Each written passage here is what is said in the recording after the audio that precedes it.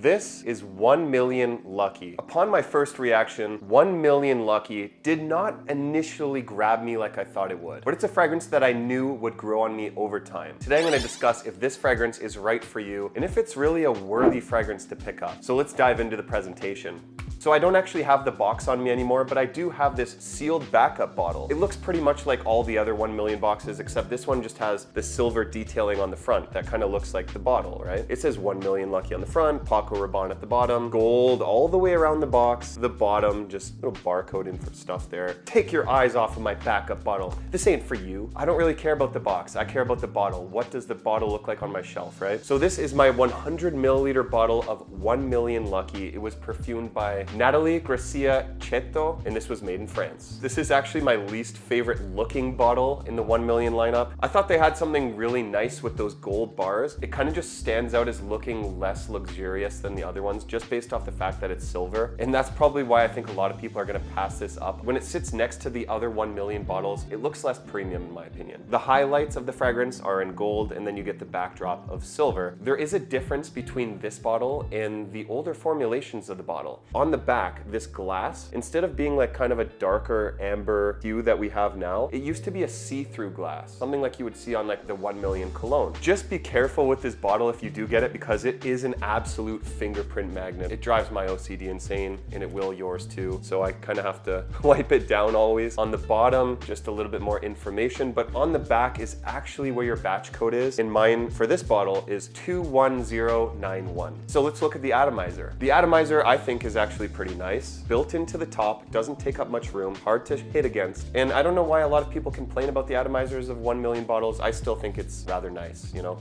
That smell is everywhere, but before I tell you what I get from this fragrance, let's go over the notes. So in the top notes, plum, ozonic notes, grapefruit, and bergamot. Mid notes, hazelnut, honey, cedarwood, cashmere wood, jasmine, and orange blossom. And in the base notes, amberwood, patchouli, oak moss, and vetiver. But yeah, that's all great and everything, but what do you actually smell? So in my opinion, I get a lot of that honey and plum off the top with a nice creamy, nutty smell. Creamy nuts. You're definitely getting this ozonic, airy brightness to it. The grapefruit in this is definitely not too detectable like it is in some of the other 1 Million flankers that kind of gives this nice bubblegummy sweetness. You're not getting much of that in here. And in fact, you're not getting much of the 1 Million scent profile at all in here. In the other flankers, you do detect a little bit more of the 1 Million vibe, but this is its own thing. There's also a little bit of woodiness in there too. It kind of all blends together nicely. This is like sugary sweet type of vibe, like that you would get out of some sort of dessert or something. I think that the scent profile, the 1 Million Lucky, is extremely addictive. Like it's one of those things you spray on your arm and you just can't stop smelling it. Although it didn't grab me at first, like holy smokes, the scent profile to this has definitely started to captivate me in a way that like I can't put it down once I spray it on. 1 Million Lucky is definitely more casual, but I think that this is the perfect date night scent. It's sweet and kind of romantic smelling. The compliments that you get off of 1 Million Lucky are so crazy. I've never gotten so much compliments with a fragrance so quickly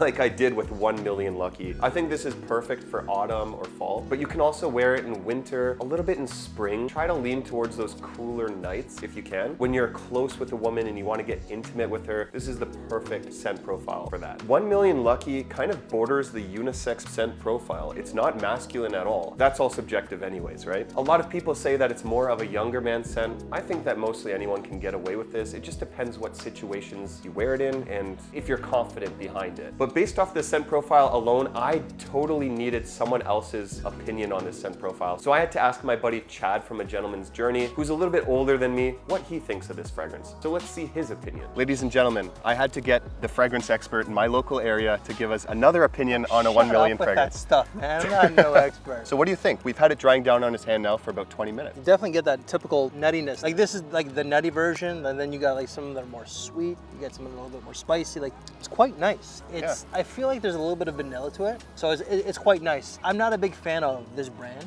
I find that the brand, like, come on, like, you know, like 1 Million, right? They're all like the gold brick. For me, it's definitely young people. But this is something that I personally enjoy. This and the Privé are my personal favorites from the entire brand. Yeah. Again, it's not a brand that really has caught my attention. Even like the Invictus, everybody talks about Invictus. This is better than the Invictus line, in my opinion. It's been probably like 4 or 5 years since I smelled this one. Is it something you'd wear? No, I find that this is something that more so for your age. Like if you're my age, 45, 46, and you like it, then of course wear it. Right. But for me, it's more youth. Definitely like a night out sort of feel. Yeah. Club, more date than anything Yeah. than club, or a lounge. With club, 1 million. That's probably still popular to this day. Yeah. It doesn't Cuts through. it doesn't have like the same balls, if you will. It's been Yeah. reformulated, but like back in the day, that was just a beast. I don't see this cutting out like the JPG Ultra Mall that I smelled earlier from you. Yeah, it's not as loud as the other 1 millions, especially like let's say the Elixir. If you want to be loud in like something that's going to get your attention, this isn't going to be it. It sits a little closer to your skin, but it does have a nice sweet sillage. I like it. It's personally one of my favorites of the line, but it's good to hear that you think it's also pretty nice. And when it comes to dates, it's something a little bit more casual. It's not like a formal date by any means. I think like dinner and a movie,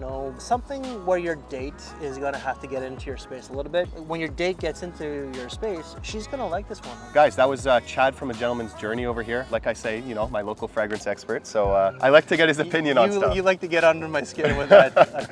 I think you should definitely check his channel out. It's one of the only channels that I watch. Thank you. That was the other Chad from A Gentleman's Journey. I really do appreciate your opinion. So let's go on to the performance, the thing that most people care about, including myself. When you think of any 1 million fragrance, you think of loud, obnoxious. 1 million Lucky starts out pretty loud, like 2+ feet. That's gonna last you about 2 hours, I would say. Then it's gonna come a little bit closer to your skin around the 1 foot range, and that's gonna last like 6-7 hours, somewhere in there. Then it's gonna turn into a light projection, just giving you a nice bubble. That's gonna last you pretty much up to like the 8 to 10 hour mark, and it's gonna transition into a skin scent. Guys, don't forget, this is eau de toilette concentration. The performance on here is impeccable. I really was impressed by the performance on here. But like I said, this is not a beast projector. So if you're expecting something that was beastly like the other 1 million flankers, this is not that. This does have some good projection, but it is more of an intimate sillage. I really think that this is really nice. Look at the name Lucky. You're gonna get lucky when you put this on. That's what they were insinuating when they put the name Lucky under 1 million, right? That pretty much says it all. I've started to love the scent profile. I've loved the performance, but what about the price? So the retail of 1 million Lucky is gonna set you back around $114 at the retail price, which is actually really good. I don't know if you're aware, but I actually got such an incredible deal on this. I bought this for